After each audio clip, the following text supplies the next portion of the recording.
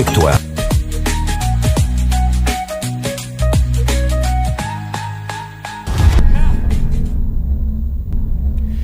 Madame, monsieur, bonsoir. Bienvenue sur Bamboutos Télévision. Vous faites bien de regarder la télé. L'émission, c'est Trajectoire. Vous l'avez compris, c'est la toute première édition ce soir. Trajectoire, c'est une émission qui vous plonge comme ça sur la trajectoire des personnalités que parfois sont cachées dans l'ombre, mais que nous avons eu l'occasion de dénicher.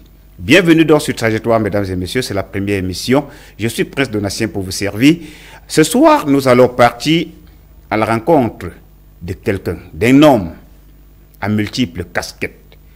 Nous allons donc suivre sa trajectoire pour qu'il nous raconte son expérience, car ce soir, il va nous parler de quelque chose d'exceptionnel. Nous sommes donc ce soir sur ce plateau, mesdames et messieurs, avec un homme, je dirais même un baobab de la scène. Ce soir donc, je reçois sur le plateau Monsieur Sopierre. Il est chercheur. Il est également un homme de Dieu, communément appelé pasteur. Alors, pasteur, bonsoir. Bonsoir, bonsoir. Vous êtes donc sur le plateau de Trajectoire. C'est un plaisir de vous recevoir ce soir pour parler de quelque chose d'exceptionnel. Ce soir, nous allons parler de la pyramide. Cette pyramide qui mène l'homme vers Dieu. Alors, cela m'amène à vous poser la toute première question. Alors, cet enseignement, pasteur, quel est le but de ce que vous voulez nous dire? Le but de notre intervention, c'est d'amener les uns et les autres, n'est-ce pas, à mûrir dans la foi chrétienne, à se préparer, n'est-ce pas, à refléter Christ, à être une maison d'habitation du Dieu vivant. Ce qui est effectivement le but de l'évangile, de produire, n'est-ce pas, des hommes et des femmes en qui Dieu habite, Oui. comme il a habité en Jésus-Christ, Oui. afin de nous amener à la perfection de Dieu, nous amener, n'est-ce pas, à notre position en Christ. Comme vous le savez, on peut se baser sur les propos d'un sceptre de Dieu, notamment l'apôtre Pierre, Oui. qui avait les clés du royaume.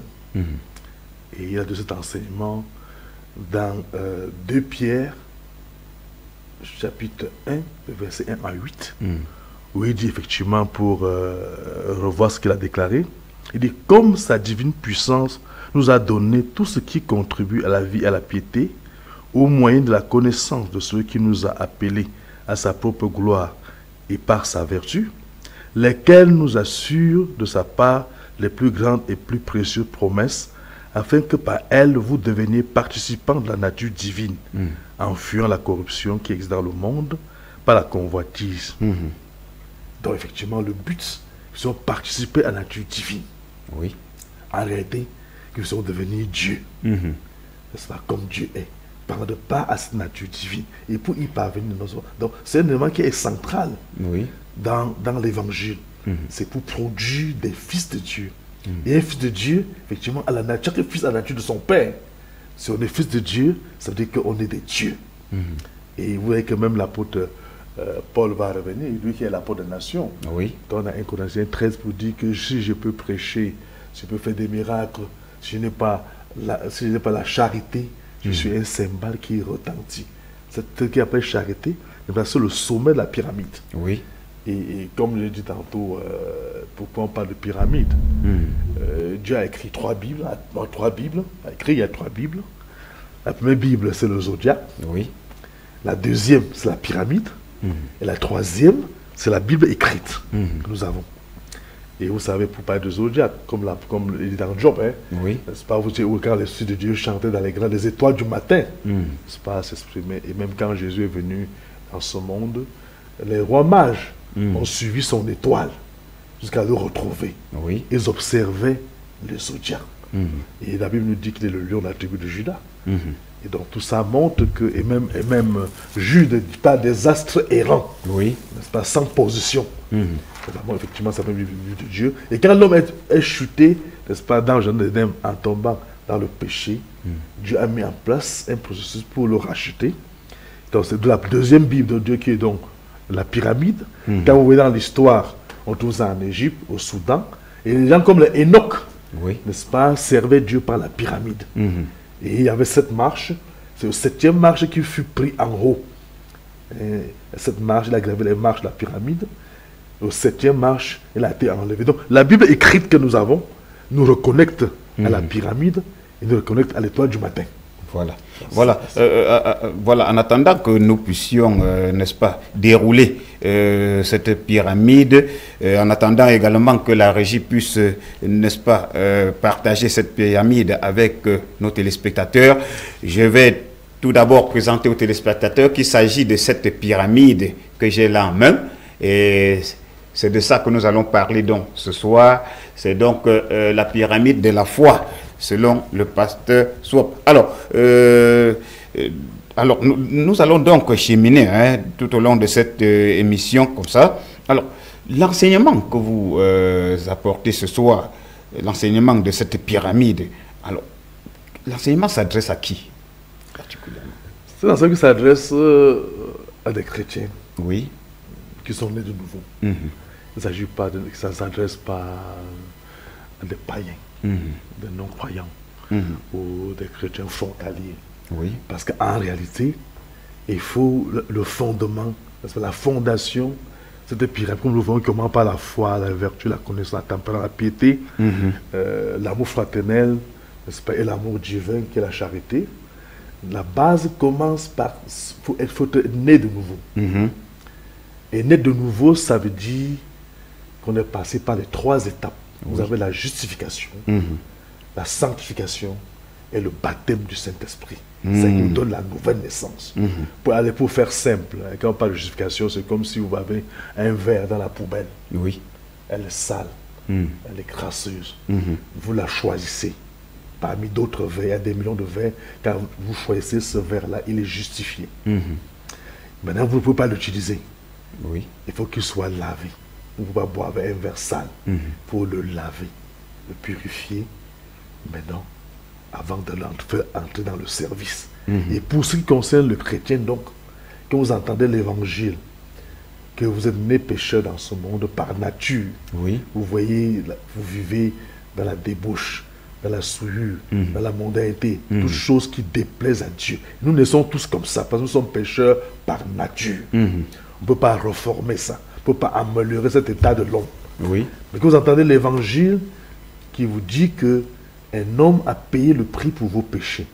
Jésus-Christ, le Fils de Dieu, est venu. Il est allé à la croix du Calvaire. Il a porté la peine de vos péchés. Et qu'il vous ouvre un chemin de retour vers Dieu. Que vous choisissez de vous repentir de vos péchés et d'accepter Jésus-Christ dans son œuvre au Calvaire, vous êtes justifié devant Dieu.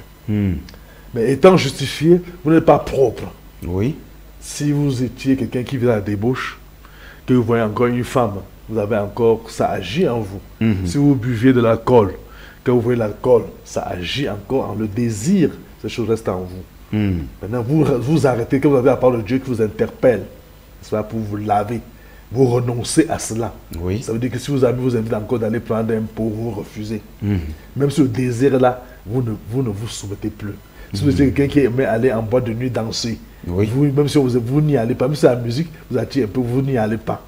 Si vous aviez des copines, n'est-ce pas, vous avez la parole de Dieu, vous stoppez avec le 2e, 3e bureau, c'est pas les jeunes, les copines, vous arrêtez ça. Donc tout ce qu'il y avait, donc, comme vous arrêtez, vous abandonnez ça, vous êtes en train d'être lavé. Vous ne discutez pas avec la parole de Dieu. Vous ne contestez pas, vous acceptez. Amen. Tout ce qui est mondanité, quand Dieu vient dénoncer ces choses dans votre vie, vous arrêtez, vous acceptez. Le drame aujourd'hui, c'est qu'il y a beaucoup de chrétiens, entre guillemets, qui sont membres des églises, mais qui contestent encore pour rester avec des choses que Dieu condamne. Quel est le fond? Ça montre à suffisance qu'ils ne sont même pas justifiés devant Dieu. Parce que quand vous voyez, n'est-ce pas, le péché et le prix que ça a coûté à Dieu, que nous soyons pardonnés, on ne voudrait pas y retourner. Ça a coûté à Dieu de venir dans la chair et de subir la peine du péché. On ne peut pas, n'est-ce pas, donc, quand vous êtes lavé complètement, arrêtez maintenant le désir. Il faut que vous vienne maintenant brûler le désir du péché en vous. Oui. C'est que vous introduisez donc comme dans la nouvelle naissance, que vous donnez de nouveau comme un bébé. Que la Bible dit, Qui naît de nouveau. Qui naît, un bébé, petit bébé. Oui. Parce que même dans la naissance naturelle, vous avez 3 phases. Vous avez la poche des os qui se perce. Vous avez le sang qui se verse. Et puis la troisième chose, c'est la vie. N'est-ce pas? Pour ceux qui... Jean-Mathieu comprend ce que j'explique. C'est la vie qui vient maintenant. Donc quand vous naissez, donc, quand ça vient dans vous, après que vous êtes justifié, lavé, parce que quand vous voulez que Dieu vienne chez vous, si vous avez une autre personnalité, la bonne chose, vous nettoyez votre maison. Oui. Vous mettez de l'ordre dans votre maison. Vous enlevez ce qui ne va le déplaire dans votre maison. Vous ne pouvez pas regarder chez vous des choses qui vont le déplaire et vous l'invitez. Dieu a des espions qui viennent tout comme toute autre personnalité. Il va d'abord venir inspecter l'endroit pour voir si tout est conforme. Il ne va pas simplement venir, qu'il y a des cérémonies, les autorités attendent, on leur enseigne. Est-ce que tout est prêt? Les populations sont en place avant qu'ils ne s'amènent. Ils ne viennent pas se précipiter. Non, Dieu c'est la même chose. Il va inspecter votre vie pour regarder est-ce que vous prenez en compte sa parole. Et d'abord, il vous envoie sa parole. Oui. Vous acceptez. Si vous contestez à sa parole, ça s'arrête. Vous allez naître pour être mort-né. Vous ne serez jamais, vous allez jamais naître comme un fils de Dieu. Mais quand vous naissez donc c'est à ceux qui sont nés, donc qui ont déjà fini avec le péché. Oui. Ils ont fini avec le monde. C'est à ce genre de chrétiens que cela s'adresse. N'est-ce pas? Comme il dit, effectivement, il dit très bien que lesquels vous assurent la plupart de vos grandes précieuses promesses, afin que vous deveniez participants de la nature divine, en fuyant la corruption qui est dans le monde. En fuyant. Ce sont ceux qui ont fui la corruption, qui sont au-dessus, qui sont passés un cran, au-dessus de la corruption qu'il y a dans le monde. Maintenant, ils peuvent commencer maintenant. Là, parce que là, ces vertus vont venir en eux naturellement. Oui.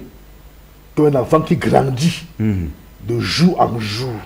Sinon, si vous n'êtes pas né comme ça, que vous essayez, vous devenez un imitateur.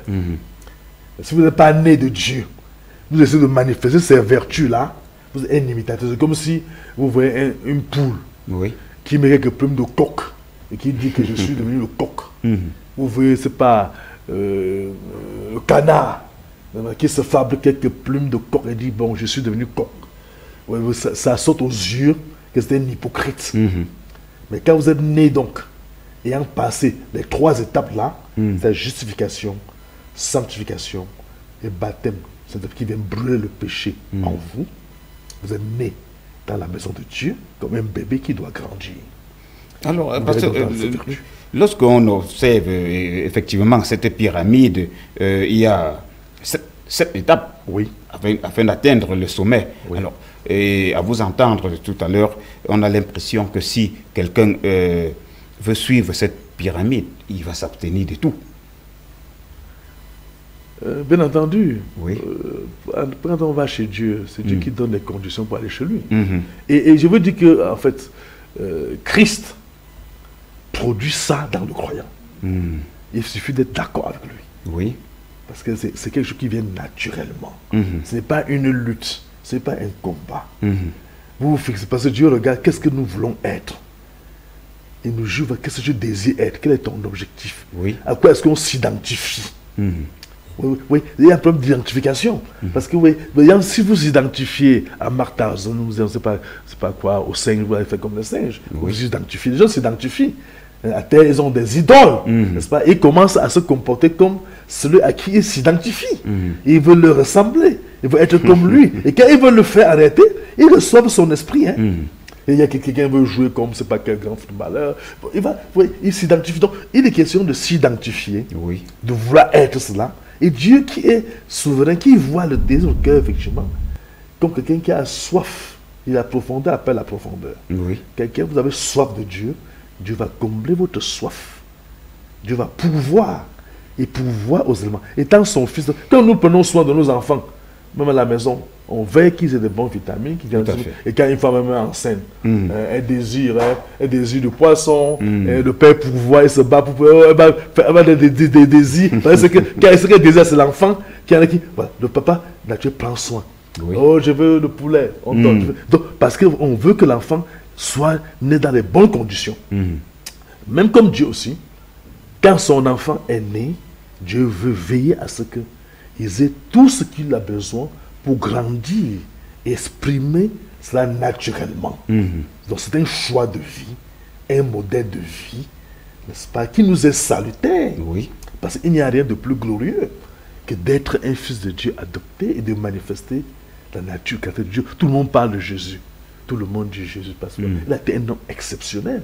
C'est parce qu'il avait atteint cette stature qu'il a pu produire ce qu'il a pu produire. Mais à un moment donné, on l'a abandonné. Oui. Même l'église des disciples l'ont abandonné. Même Dieu l'a abandonné.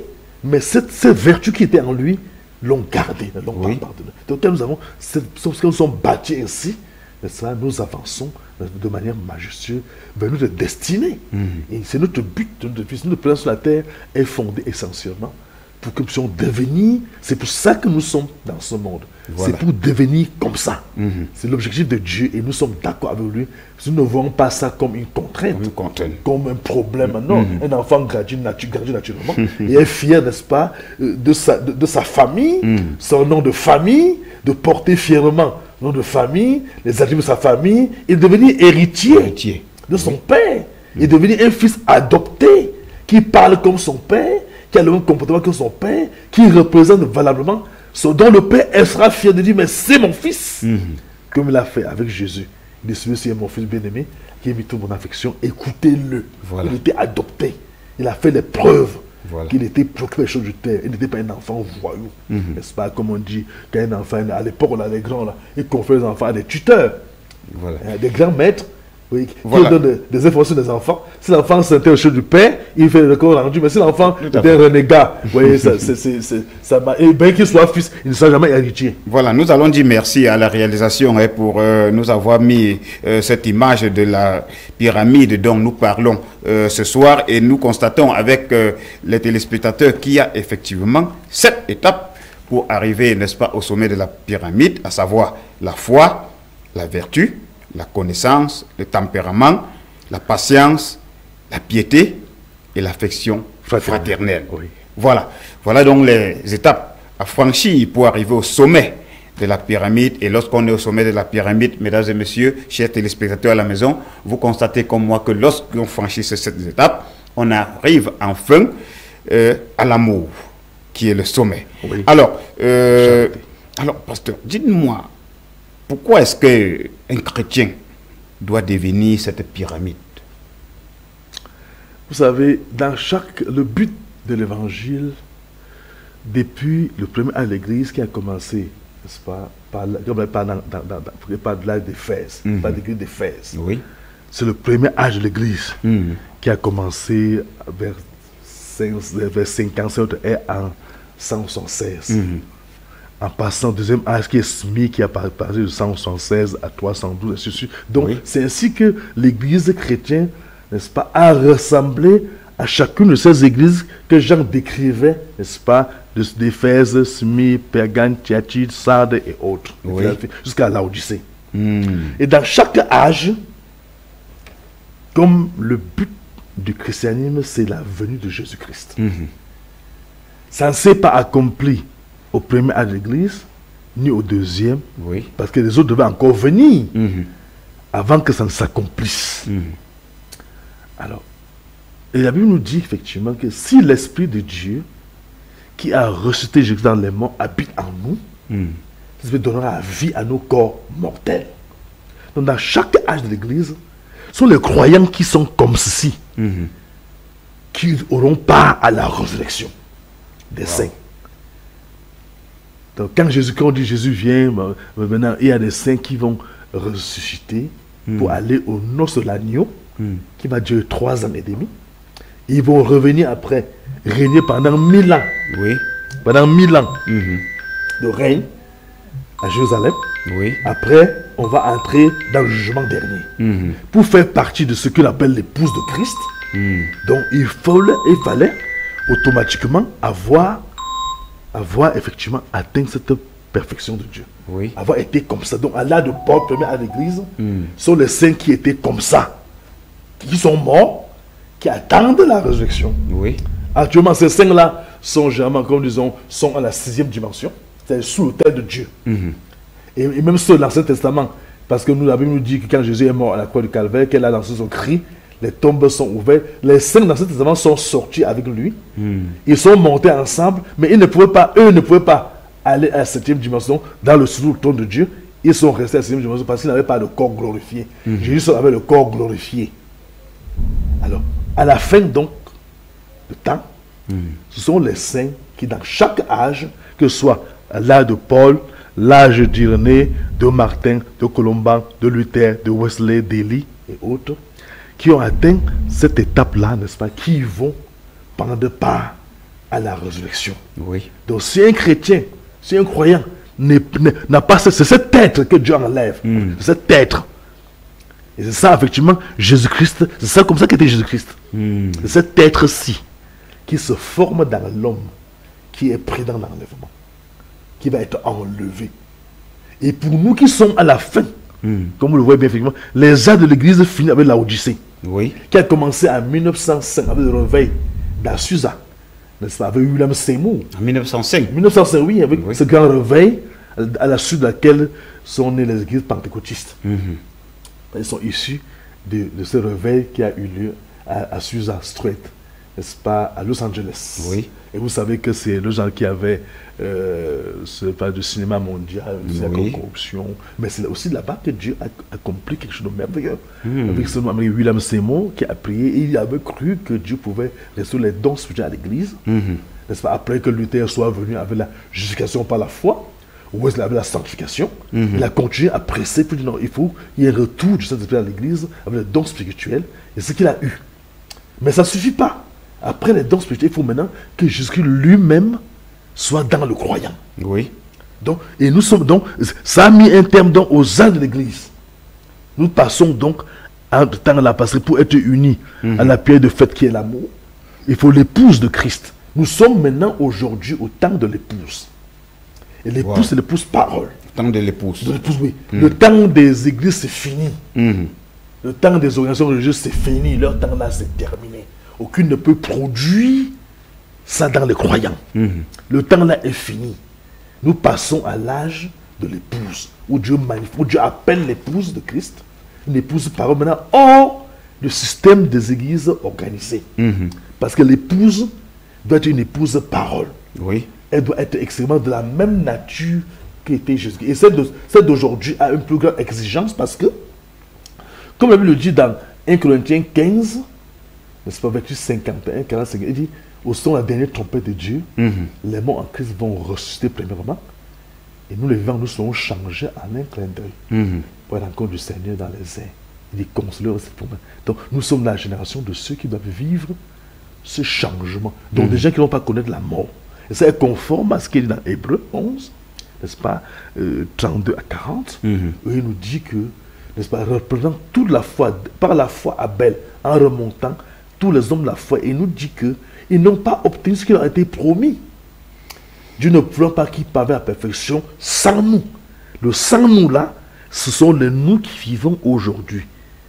Sans nous. Pour nous devons atteindre la perfection. Cette perfection, donc, qui est cette statue parfaite, pour que nous puissions appeler les saints qui dorment. Donc, nous sommes leur assurance. Ils sont allés, sachant qu'il y aura une génération de croyants, qui est l'époux de Christ, qui va atteindre la perfection, va atteindre l'adoption spirituelle, l'adoption physique, donc qui va expérimenter vivant, qui ne vont pas connaître la mort, pour qu'ils puissent appeler, comme dans Apocalypse 22, l'esprit et l'époux dit viens. Donc quand elle devient tellement identifiée à Christ, qui est la parole, n'est-ce pas, elle va appeler les morts, et les saints là vont sortir, et ensemble nous sommes allés dans les airs, n'est-ce pas, pour l'enlèvement. Alors vous parlez là des exigences de Dieu. Alors aujourd'hui, quelles sont les exigences de Dieu aujourd'hui? Alors aujourd'hui, mon bien-aimé, Dieu veut la perfection. Oui, dans la Matthieu, n'est-ce pas, soyez parfaits. Votre Père est parfait. Dieu veut un peuple qui atteint la perfection. En qui cet être atteint sa pleine maturité. Donc au Christ s'est formé en eux. Lorsqu'il devient un avec lui, qui devient Christ manifesté. Dans le monde, parce que Jésus ne peut pas venir sans qu'il y ait un dernier témoignage au monde entier. Oui. Ce dernier témoignage va être rendu par des saints qui atteignent la perfection. Où Christ va se déverser complètement en eux, dans la Pentecôte Oméga et la Pentecôte Alpha, qui a eu la première phase. C'est Pentecôte Oméga qui va venir en double portion pour apporter non seulement la résurrection physique, Oui. mais le changement des corps aussi. Pour que le corps puisse revêtir l'immortalité, des corps semblables à son corps glorifié. Parce que les apôtres avaient leur Pentecôte, sont quand même morts. Oui. Alors, nous avons besoin aujourd'hui des croyants qui ne vont pas connaître la mort. Et il faut que Christ, quelle est sa infinie puissance, il y a l'infinie puissance de Dieu qui a reçu Jésus dans les morts, doit être dans ces croyants-là pour apporter le changement, Oui. pour apporter l'immortalité, pour que ce corps physique soit changé. Et pour que ça puisse changer, il faut d'abord, premièrement, que leur âme ait été changée, Oui. c'est-à-dire que le péché a été rayé, leur esprit a été adopté, il n'y a plus de péché. Maintenant, il va rester la chair-ci qui doit être transformée. Il doit revêtir l'immortalité pour avoir un corps semblable au sien, afin que nous puissions appeler, n'est-ce pas, ceux qui dorment, afin qu'ils nous attendent. Et tout le royaume des cieux, tout depuis Adam et Ève, en Oui. passant par Abel, tout le ciel est mobilisé maintenant. Tout le Saint-Esprit, toute la divinité est mobilisée maintenant pour amener ces saints à la perfection de Dieu. Pour que cet enlèvement ait lieu. C'est maintenant qu'il y a le mariage entre Jésus-Christ et l'épouse. Jésus étant la parole, il doit s'unir à l'épouse au point que les deux deviennent un. Qu'elle devient la parole comme est la parole. Elle est chair de sa chair, os de ses os, esprit de son esprit, parole de sa parole, vie de sa vie. La même vie, même nature, même caractéristique, même manifestation. Que là, Jésus me dit, les œuvres que je fais, vous faites de plus grandes que ma mère au Père. Vous direz non, je le ferai. Il faut un peuple des croyants qui atteint cette dimension-là pour représenter Christ au monde. Pour dire quoi? Christ veut visiter ce monde. Rendre des témoignages à ce monde. Faire de l'amener en jugement. Mais il va le faire à travers les croyants. Oui. À travers, parce que nous disons qu'il est mort pour nos péchés, il nous a rachetés. Ça veut dire qu'il est devenu nous. Il faut que nous puissions devenir lui. Lui. Amen. Donc devenir lui. Exactement comme il est. Et c'est à ça que Dieu nous appelle aujourd'hui. Sinon, ce sont ceux-là qui vont être enlevés. Et ceux qui vont croire comme ça, qui vont avoir cette foi, qui vont cette bâtir cette perfection de Dieu, c'est Christ. Ça, c'est Jésus-Christ. C'est comme ça qu'ils ont dit, tout est semblable à Christ. On ne sait pas, il ressemble à quoi? Nous avons ça à son image. Cet être parfait. Donc, il se forme donc en nous.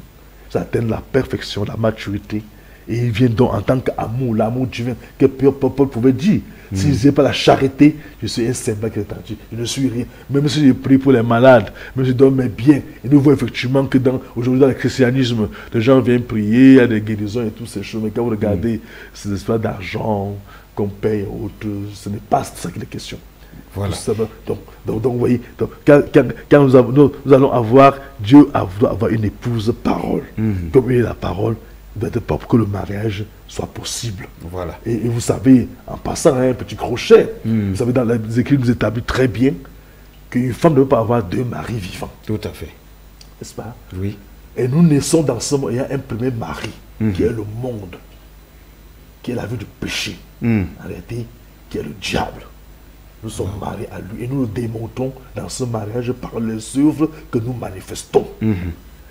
Pour que nous puissions nous marier à Christ, il faut mourir à son ancien mari. Il faut mourir parce que quand un des conjoints meurt, le mariage est fini. Tout à fait. Donc effectivement, nous sommes les hommes, nous devons mourir et pourrir au monde, mourir à tout ce qui lui appartient. On ne discute pas à tout ce qui... Parce qu'effectivement, Jésus ne peut pas épouser une femme adultère. Tout à fait. Il ne peut pas le partager avec quelqu'un, non. Il ne peut pas partager avec son ennemi, non. Il faut que, aujourd'hui, le monde de la corruption, les femmes partagent avec d'autres. Mais nous disons que, effectivement, si nous voulons être mariés à Jésus-Christ, nous devons absolument mourir au monde. Mourir à Satan. Oui. Aucune part avec lui. Jésus pouvait dire, le pain de ce monde vient, mais il n'a rien en moi. Il ne doit rien avoir comme réclamation chez l'épouse de la parole de Dieu. Voilà. Il doit être séparé de ces choses. Et puis, et là, Emna, étant mort donc à cet ancien mari qui vous amène en boîte de nuit, vous amène dans l'identité, qui vous amène dans la mondanité et autres, étant mort à cet ancien mari, on peut donc se marier à Jésus-Christ. Tout à fait. Voilà, merci, pasteur. Mesdames et messieurs, je rappelle que vous pouvez participer à l'émission par SMS, oui. Vous pouvez participer par SMS ou alors via WhatsApp avec le numéro que vous voyez au bas de l'écran. Je vous rappelle que l'émission c'est Trajectoire. Nous allons prendre une petite pause et vous revenez tout juste derrière.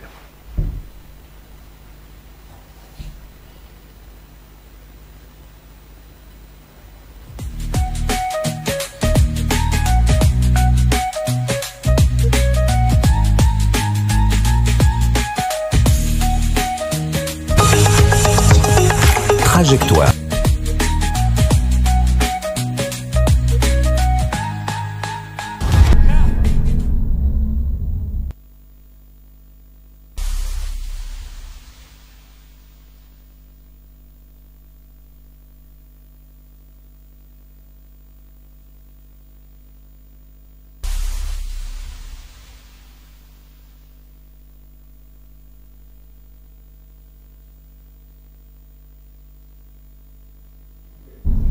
De retour sur ce plateau, mesdames et messieurs, vous êtes toujours dans Trajectoire et ce soir, je reçois, n'est-ce pas, une grande personnalité, un chercheur et nous développons, n'est-ce pas, le statut de l'homme parfait aujourd'hui. Alors, pasteur, je reviens à vous.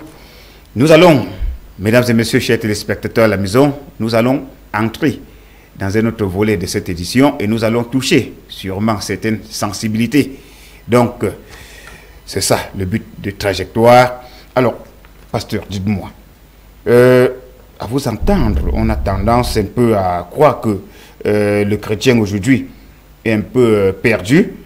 Alors, vous êtes là pour essayer de clarifier certaines choses. Nous allons donc toucher une certaine sensibilité. Alors, dites-moi quelles sont les différentes Bibles de Dieu qui existent, que vous connaissez. Comme j'ai dit tantôt à l'entente de mon propos, Dieu a eu 3 Bibles. Oui, 3 Bibles. La première Bible de Dieu, c'est le Zodiaque. Oui. N'est-ce pas? Établi dans les étoiles que tu as tantôt. N'est-ce pas? Comme Job a dit, vous êtes toujours le matin, l'enfant de Dieu, l'histoire du matin, chanter dans les graisses. Les étoiles du matin. Oui. Donc ça c'est avant même que ça c'est avant, ça qu'il dit avant le commencement. Donc on n'a vu pas dans la Genèse, hein. Oui. Donc les enfants de Dieu ont vu exister avant, comme des étoiles. Et quand on parle de Jésus-Christ, effectivement, quand elle est née, les mages, n'est-ce pas, ont suivi, ils ont vu son étoile. Et ils ont suivi l'étoile là jusqu'à le retrouver. Oui. Donc, c'est le premier Dieu qui est établi dans les cieux, vous voyez que les astres ne bougent pas. Vous imaginez combien de terre, nous avons la terre, le soleil, tout, chacun reste à sa position. Les scientifiques ont dit qu'il y a plusieurs, quand ils décrivent ça, des distances de 150 années-lumière. L'esprit humain ne peut pas. Vous voyez, c'est des étoiles. Oui. Pas, et chacun reste à sa position. Et Jude va parler des étoiles errantes. Donc, quand l'homme est tombé, donc, dans la Genèse, n'est-ce pas, quand le serpent est venu séduire Ève, oui, n'est-ce pas, et qu'elle a laissé tomber la parole de Dieu pour écouter, n'est-ce pas, le mensonge de Satan qui le faisait croire. Dieu l'avait dit, vous mangez cet arbre, vous mourrez. Il dit que non, vous ne mourrez pas, mais Dieu sait que vous mangerez.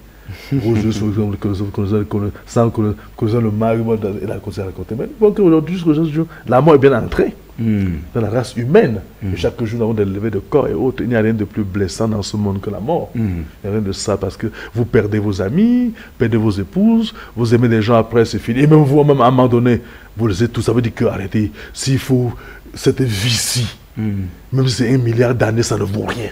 Oui.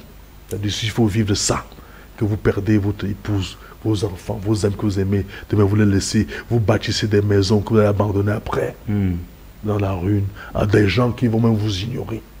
Donc oui, cette vie telle qu'elle là ne vaut absolument Rien. Donc vous dites la première Bible, c'est C'est le zodiaque. le zodiaque. Le zodiaque. Et la seconde? La seconde Bible, donc, c'est la pyramide. La pyramide. Comme vous avez vu bâti en Égypte, ceux qui servaient Dieu, effectivement, suivaient la pyramide, sont eux qui ont conçu les Enoch. Oui. C'est ça que Enoch avait. Quand il dit que Enoch a marché avec Dieu, septième, et fut enlevé. Il a gravi les 7 marches-là, Oui. n'est-ce pas, jusqu'à la 7e marche. Il a été pris, il est allé dans l'enlèvement.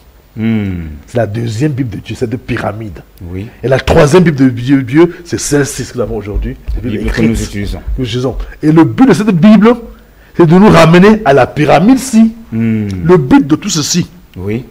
c'est de nous rendre comme ça. C'est l'objectif de la Bible écrite-ci. Elle nous ramène à la pyramide Oui. pour bâtir cette tête en nous. Et cette tête dont nous ramène au zodiaque. C'est-à-dire à notre étoile du matin. Nous nous connectons aux étoiles. Nous retrouvons dans notre position. Parce qu'il dit qu'effectivement, nous sommes assis dans les lieux célestes en Jésus-Christ. Nous donnons notre position donc, dans la galaxie de Dieu. Depuis des astres errants. Donc nous avons notre trajectoire. Chaque astre suit sa trajectoire. N'est-ce pas? Le Mercure, le Soleil, c'est dans sa trajectoire. Oui. Chaque galaxie a sa trajectoire. Établie dans sa position. Donc Dieu a effectivement, ça nous permet de rentrer à notre position. Dans notre position, effectivement, de fils et de filles de Dieu. Oui. Manifestés. C'est-à-dire manifestés, remplis de Dieu. Nous pouvons donc, effectivement, servir Dieu, manifester sur terre la vie de Dieu. La nature divine s'exprimant en nous. Et bien la vie donc que nous menons ici, ce n'est pas une vie qui vient d'ici. C'est une vie qui vient depuis le trône de Dieu. Oui. Notre représentation là-bas. L'étoile que nous sommes là-bas. Quand on dit brille, ça veut dire qu'on est une étoile. Donc, et quand tu es une étoile, ça veut dire que vous êtes là-bas. Et c'est la lumière qui vient là-bas qui se reflète en vous ici. Peut être une lampe dans les ténèbres. Une lumière dans ce monde obscur qui peut éclairer les autres. Jésus était la lumière, effectivement. Était une étoile qui s'est faite chair, qui est venue par cette étoile de Dieu, l'étoile du matin, qui est venue parmi nous.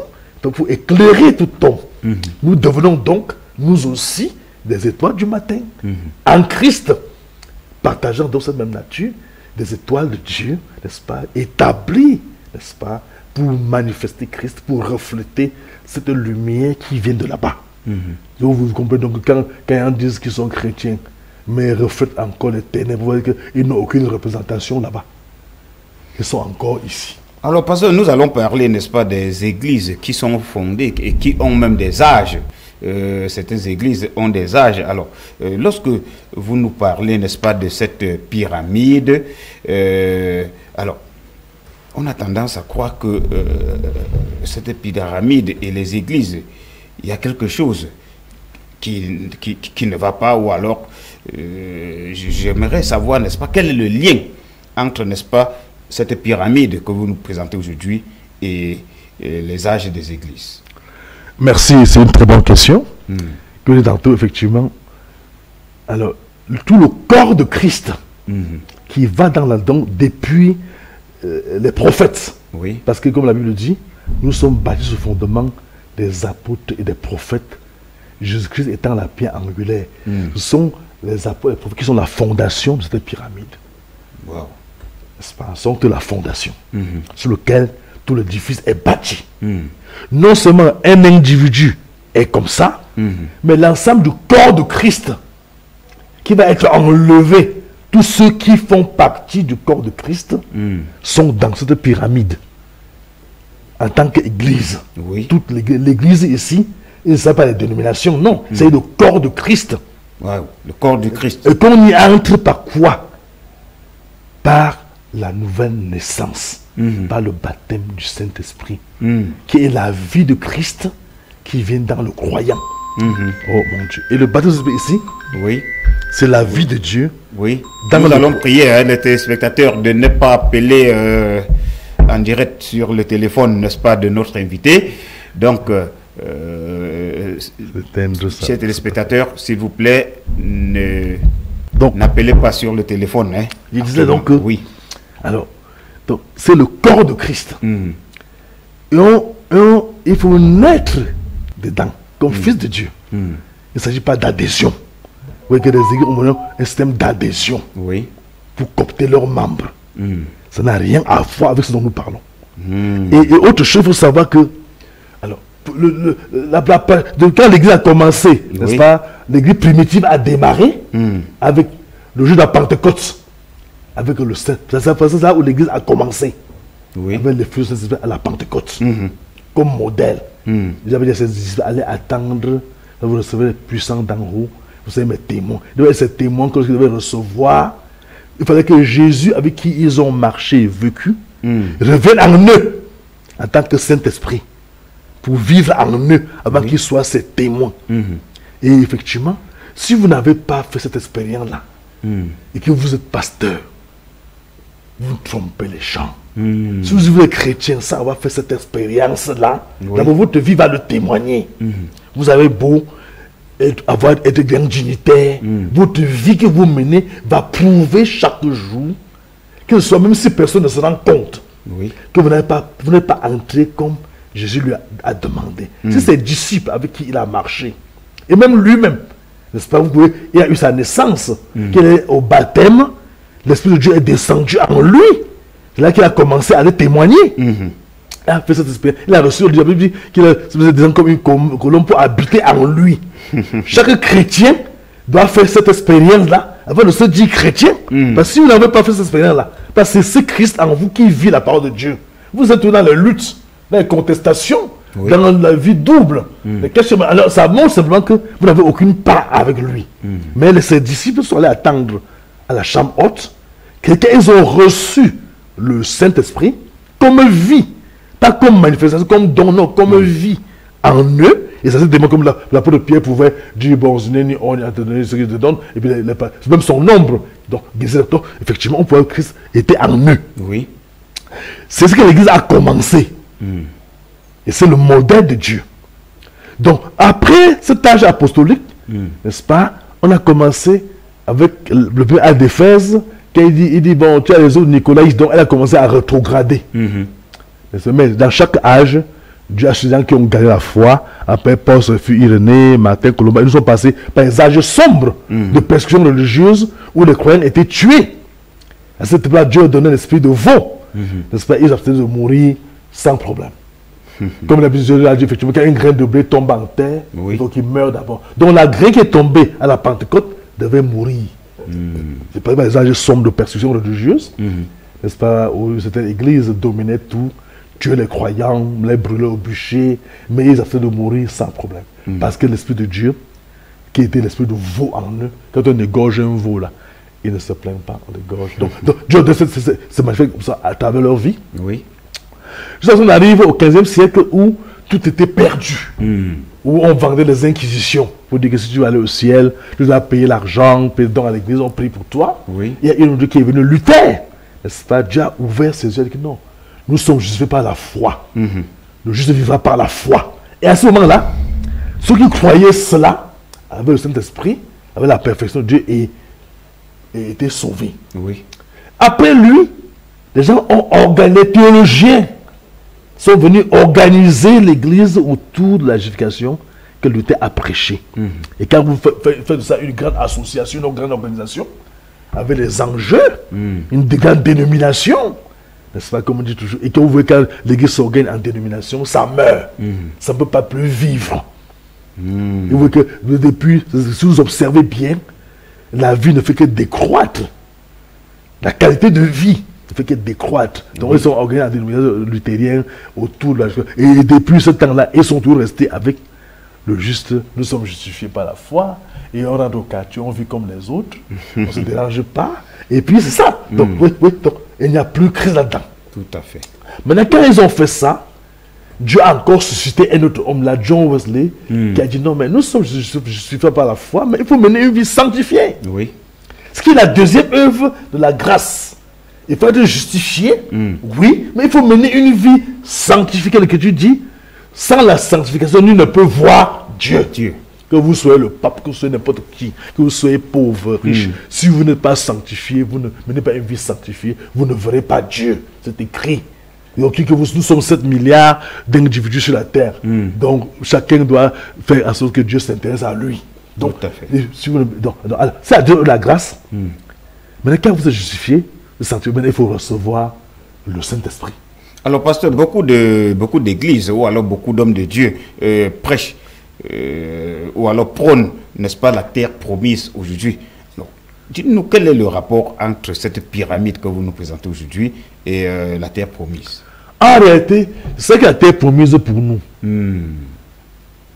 C'est ça la terre promise. Oui. Toutes les promesses de Dieu, n'est-ce pas, appartiennent, n'est-ce pas, à ceux qui sont assis en Christ. Qui dans les Éphésiens. Oui. N'est-ce pas, nous sommes héritiers de Christ. De tout ce que Christ était, nous sommes devenus héritiers. Et pas des fils de Dieu adoptés. Oui. Alors, c'est ça qui nous introduit comme héritiers de Christ. De Christ. Il ne s'agit pas de Canaan, non. C'est ça la terre promise pour nous. C'est quand le chrétien, n'est-ce pas, arrive à cette perfection de Dieu, qu'il entre dans son héritage. Qu'il entre, n'est-ce pas, dans son héritage. Oui. C'est ce qui lui a été promis. N'est-ce pas? C'est que tant que vous n'avez pas ceci, et pour y parvenir, il faut traverser le Jourdain. C'est-à-dire la séparation avec le monde.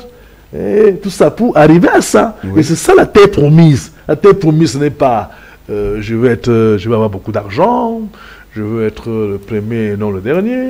C'est pas ça. Vous voyez, nous sommes à un âge où il faut démontrer, quand on parle de l'épouse, une femme doit démontrer à son mari qu'elle l'aime sans intérêt. Oui. C'est-à-dire que ce n'est pas aujourd'hui, on est dans une situation où l'amour a tellement dégradé que vous offrez un cadeau à une femme, elle emballe le cadeau. Donc, mais vous voyez donc, effectivement, vous êtes dans les Écritures, vous voyez Esther, la reine Esther, n'est-ce pas, quand le roi voulait une épouse, n'est-ce pas, les autres femmes, elles ont eu un temps de préparation, qu'elles sont allées dans la présence du roi, il y avait beaucoup de présents dans la présence du roi. On dit aux femmes, voilà, choisissez un présent. Tout ce que vous touchez vous appartient. Mais le roi est là. Oui. Toutes les autres femmes ont couru vers les cadeaux qui sont dans la présence du roi. Esther est allée vers le roi.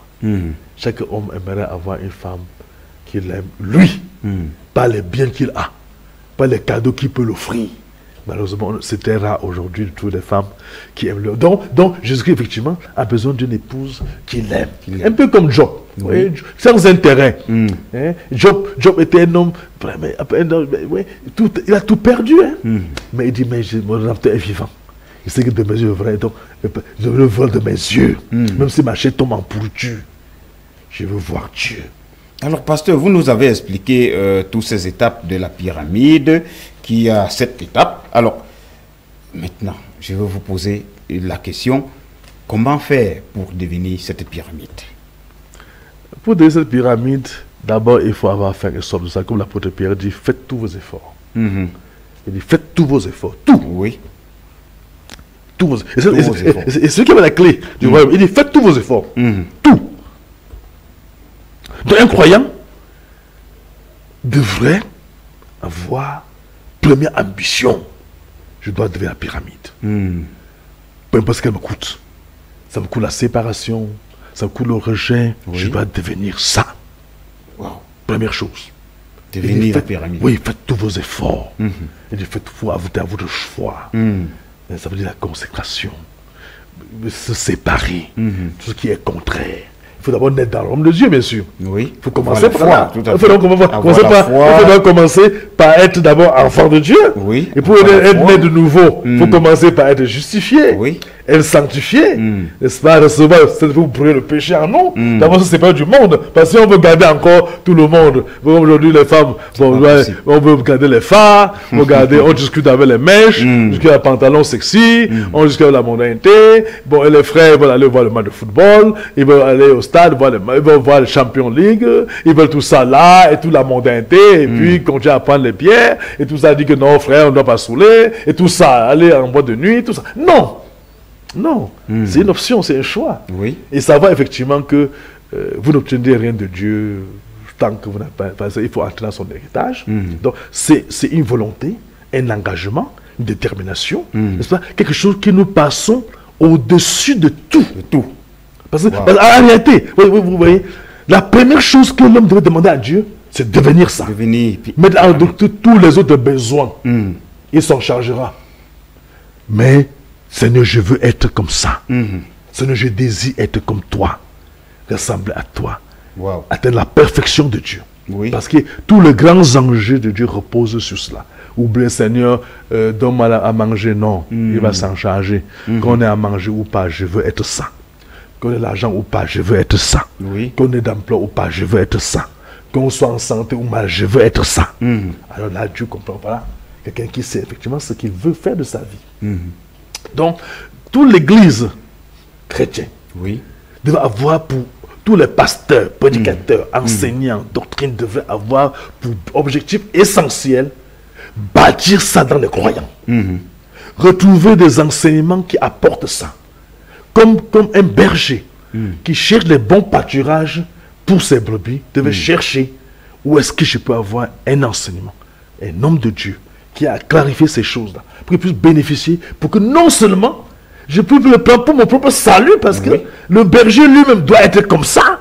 N'est-ce pas? Revenir à ce qu'étaient les Paul, les Pierre, n'est-ce pas? Avant de voir pécher aux autres, à quoi doit te servir de servir, les sauver les autres, toi tu n'es pas sauvé. Oui. Parce que c'est donc le berger lui-même devrait poursuivre ça et amener donc le troupeau, donner la charge.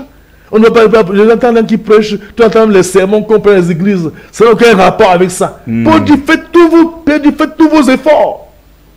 Tout.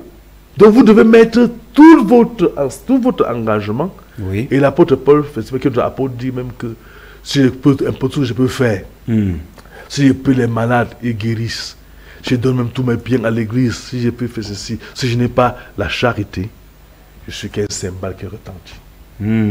Ça, c'est deux apôtres du Seigneur. Et Paul est l'apôtre des nations. Oui. Bon, vous voyez aujourd'hui, ils discutent avec Paul. Avec quoi? Paul avait un ministère authentique. Et nous devons effectivement, nous sommes des prédicateurs, des pasteurs, nous devons demander, est-ce mon enseignement? Est-ce que Paul agrée mon enseignement? Est-ce que Pierre agrée mon enseignement? Est-ce que sur le même enseignement, sur le même lancé? Et je dis effectivement, ce lancé, c'est d'amener les fidèles, d'abord soi-même, être cette pyramide, avoir ses vertus en soi, et d'amener donc ceux qui nous écoutent. Tout ce que nous prêchons à l'église, c'est pour amener les gens à être ça. Cette pyramide. Parce qu'ils deviennent ça. Ils deviennent des fils de Dieu. Ils n'ont pas besoin que le prêche. Ils deviennent la parole de Dieu. Et c'est merveilleux. Ils ont Dieu en eux. Ils peuvent apporter Dieu partout. Et puis c'est la bénédiction. L'arbre de vie, n'est-ce pas, est en eux. Peut fleurir. On peut manger le fruit. On peut se réjouir. Et il peut porter dans le témoignage de Dieu, montrant que Jésus-Christ est vivant. Il est vivant en eux. On dit, mais Jésus a dit qu'il va revenir. Il est où? Ils peuvent démontrer que non, il est en nous. Oui. Là, le trône de Dieu maintenant devient dans l'homme maintenant. Ce n'est plus là-bas aussi. Et là, l'homme adore un Dieu qui habite en lui. Et c'est l'adoration. Vous adorez un Dieu, il est où? S'il n'est pas en vous, vous adorez quoi? Imaginez, peut-être monsieur comme Élisée, hein? Oui. Dieu était tellement en lui que même après sa mort, dans la tombe, on a tué un Syrien, jeté son corps sur Élisée. Il a un peu la vie, non? Parce que la puissance de Dieu est tellement en lui. Oui. Donc, parce qu'il est un grand aimant. Et c'est ça. Donc, c'est de bâtir ça, de voir ça dans les gens, dans les croyants. D'abord, toi-même, prédicateur, tu as ça en toi. Tu es devenu ça. Tu es devenu la parole elle-même. Ce Dieu-là est en toi. Tu peux donc faire entrer les autres dans le royaume de Dieu. Mais toi, tu en fais partie. Parce que vous ne pouvez entrer que s'il y a un membre du royaume qui vient vous faire entrer, si vous n'entrez pas. Jude à Pentecôte, Pierre a fait entrer 3000 personnes. Oui. Il a fait entrer Corneille. Philippe allait faire entrer l'unique éthiopien. Vous pouvez entrer que si un membre du royaume vous fait entrer. Vous n'entrez pas, comment vous allez entrer. Donc, dans chaque dispensation, donc, Dieu suscite des hommes comme ça, qui bâtissent comme modèle. À partir d'eux maintenant, ils font entrer les autres. Comme sur un prunier, vous avez des prémices qui mûrissent. Et Dieu a toujours besoin d'avoir une personne. Oui. Si tu as un individu, si tu as une femme entre ses mains qui devient ça, à partir de lui, il va appeler les autres. Dieu a besoin autant de Noé, Dieu a pu trouver Noé. Et je veux dire même par rapport à Noé, c'est notre arche. Nous avons l'arche en ce jour-là. C'est notre arche aujourd'hui. Cette pyramide. Wow. Cette vie-là dans le coin. C'est notre arche. Sinon, on n'est pas en sécurité. Quand les pluies ont commencé à tomber, l'arche de Noé a flotté. Et quand les pluies vont tomber, ceci va s'en aller. Traverser la galaxie. les étoiles et aller dans le trône de Dieu. Peut-être que c'est situé à 100, on parle de peut-être 250 millions d'années-lumière. Mais c'est une dimension plus rapide que celle où dans laquelle nous vivons. Donc vous changez de dimension. Parce que quand le courant passe comme le temps, donc vous changez de dimension et puis vous en allez et puis ça partira. C'est ça qui sera enlevé. Voici l'être qui va être enlevé. C'est-à-dire que Dieu enlève. Oui. Et tous les filets qui vont être enlevés sont comme ça, identiques. Tous sont comme ça. Voilà, parce qu'on va prendre cette réaction d'un téléspectateur qui nous a écrit sur WhatsApp, qui dit ceci. Oui, je retrouve le message. Bonsoir à vous sur le plateau. À entendre le pasteur, on dirait que les 7 étapes de la pyramide représentent les 7 jours de la semaine. Première question, est-ce que un bon chrétien devrait suivre une étape par jour? Deuxième question de notre téléspectateur, comment faire pour devenir pyramide si on n'est pas chrétien? Voilà. Voilà le message. Voilà le message. Malheureusement, le téléspectateur n'a pas signé le message, mais voilà le message. Est-ce que les 7 étapes de la pyramide que vous présentez aujourd'hui représentent les 7 jours de la semaine? Non, ce n'est pas les 7 jours de la semaine. Voilà. Oui, quand on parle de périodes, ça va de pratiquement de l'an 550, n'est-ce pas, là où nous sommes aujourd'hui. Oui. C'est-à-dire que c'est l'église dans toutes ces années. Mais pour un croyant maintenant, aujourd'hui, de maintenant, ce n'est pas un problème de 7 jours. N'est-ce pas? Il doit naître en Christ. Tout à fait. Et travailler pour grandir comme un enfant qui grandit. Traitant avec Dieu. Parce qu'un des problèmes auxquels nous confrontons, c'est qu'on a l'impression que les gens vont à l'église, mais ils ne traitent pas avec Dieu. Ils ne partent pas de leur maison avec Dieu. Et même à l'église, ils ne trouvent pas Dieu. Donc, il s'agit effectivement, comme je disais tout à l'heure, il s'agit de traiter avec Dieu. Avec Dieu, oui. De bout en bout. Dans une marche, au quotidien. Chaque instant, à chaque heure, vous traitez avec Dieu et Dieu vous conduit dans cette perfection. Tout à fait. Alors cette perfection, c'est lui en vous. C'est le petit bébé Jésus qui est né en vous, qui a été conçu en Marie, qui se développe en écoutant la parole de Dieu. Il parle des muscles. Et lui, Dieu sait donc effectivement qu'est-ce qu'il vous envoie comme parole. Vous grandissez dans cela. Il fait grandir cela en vous. Oui. Pour que vous puissiez atteindre cette perfection. Il s'agit d'une vie, n'est-ce pas, où dans votre lieu secret, vous traitez avec Dieu. Parce que vous voulez ça. Et il vous accompagne, il vous guide, il vous instruit. C'est ça qu'il s'agit. Il ne s'agit pas, vous ne forcez pas. Parce qu'il s'agit effectivement, comme il dit tout à l'heure, où Dieu vous prend dans le monde, un verre souillé, une bouteille souillée, ça vous assure d'être lavé. Parce que le problème de nous, c'est que les gens discutent. Et puis même derrière la chair même. On a des pasteurs qui ne savent même pas ces choses-là. Donc, ils continuent à laisser les gens croire que, bon, voilà. L'affaire là, bon, je peux boire un peu, je peux aller un peu en boîte de nuit, bon, je peux m'habiller comme je veux pour les femmes, bon, je suis des membres de l'église, bon, et que ça m'a... Non, vous n'êtes même pas lavé. Comme vous lavez, vous êtes sale. Alors, d'où peut-être la question de notre téléspectateur qui dit, est-ce qu'on peut atteindre cette pyramide sans être chrétien? C'est une affaire des chrétiens. Ah oui. C'est Christ dans les gens. Cette pyramide, ça veut dire Jésus-Christ dans les gens. Oui. Qui vient comme nature, comme vie. Si vous essayez d'être tempérant, si vous copiez, vous dites, bon, je suis patient. Mais vous n'êtes pas né de Dieu. Tout à fait. Vous n'êtes pas la nature de Dieu en vous. Il s'agit donc de naître, n'est-ce pas, comme fils de Dieu, dans la maison de Dieu, par la parole de Dieu. Et vous grandissez donc dans ces vertus pour atteindre la stature parfaite. Et je dois dire, hein, en passant, parce qu'il y a un possible problème, parce que parfois, dans tous les pays au monde à l'heure actuelle, il y a un peuple de Dieu qui croit comme cela. Wow. Donc chacun peut entendre. Oui. Il n'y a pas un pays où vous pouvez imaginer qu'il n'y a pas des enfants de Dieu. Il y en a. Tout à fait. Il y a un peuple qui ne peut pas accepter ce qu'ils disent dans le témoignage, mais il y en a. Il y en a. Et puis nous avons encore aussi un dernier témoignage à rendre.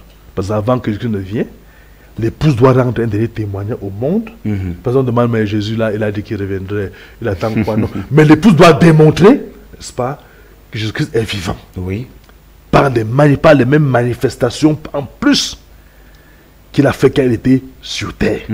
On doit pouvoir voir Jésus-Christ faire les mêmes choses qu'il a fait quand il était sur terre, dans l'épouse. Oui. C'est pour dire un peu au revoir au monde avant de s'en aller. Parce que l'époux doit montrer vraiment qui est son mari. Voilà, pasteur, puisque nous arrivons déjà au thème de cette émission, alors que retenir finalement de cette pyramide? Ce qu'on doit retenir, c'est que Dieu nous appelle à être ses fils d'adoption. Il peut être adopté, il faut avoir ses vertus bâties en soi. Il faut être adopté comme fils de Dieu. Nous sommes à la saison d'adoption et c'est une interpellation pour chaque croyant, pour chaque pasteur, chaque chrétien. Oui. N'est-ce pas, de savoir que le message central qu'il doit apporter à l'Église aujourd'hui, c'est d'amener l'Église à la perfection de Dieu à travers cet être qui doit être bâti dans chaque être humain qui veut aller à l'enlèvement. Voilà, pasteur. Tout d'abord, nous vous remercions d'avoir accepté notre invitation dans l'émission Trajectoire. Alors, si quelqu'un veut entrer en profondeur de cet enseignement, comment faire pour vous rencontrer, pasteur? Disons que nous avons les contacts téléphoniques là. Oui. J'en peux m'appeler. Et puis nous sommes à Gabomba. N'est-ce pas? Quand on parle de revêt, le tabernacle de revêt de l'épouse de grâce divine, nous sommes à Gabomba. Nous encadrons ceux qui nous partageons, n'est-ce pas, des enseignements, pour aider à bâtir cela en eux. Parce que pour quand dit effectivement, pour bâtir ça, il faut Elohim, il faut la voix de l'archange, il faut Gabriel de la trompette. Pour bâtir ça, et faire agir cette pyramide. Donc, il faut tout ça. Mais nous sommes disposés, n'est-ce pas, à partager ces enseignements avec tous ceux qui le désirent. Nous avons sous plusieurs formes qui permettent aux gens d'avoir accès à ces enseignements aujourd'hui. Tout à fait. Nous sommes très disposés pour ça. Donc, nous avons notre téléphone là, quelqu'un nous contacte, on peut mettre à sa disposition des éléments pour y parvenir. Voilà, il y a un téléspectateur qui vient de réagir. Bonsoir sur le plateau, pasteur Swap. Quelle méthodologie pour convaincre les chrétiens de cette logique que vous demandez, vu certaines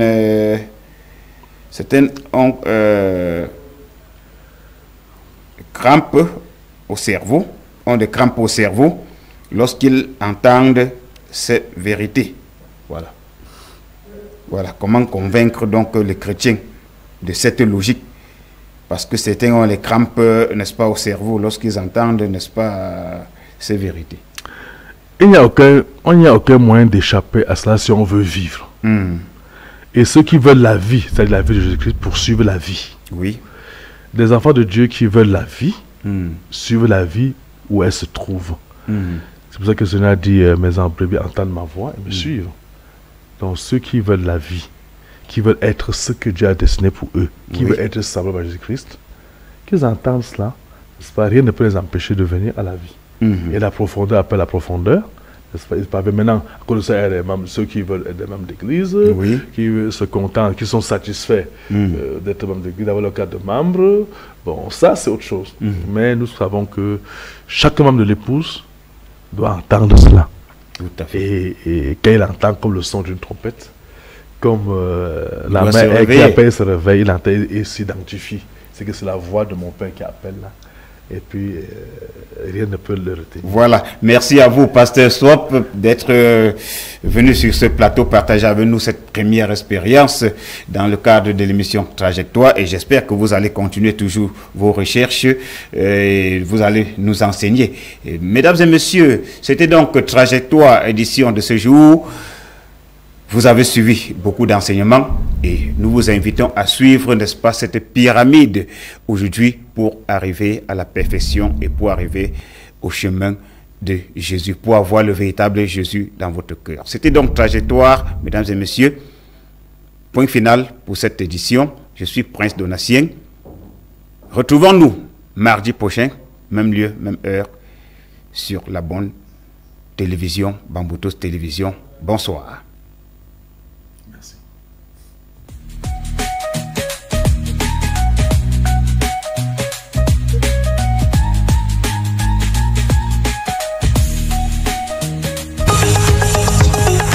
trajectoire.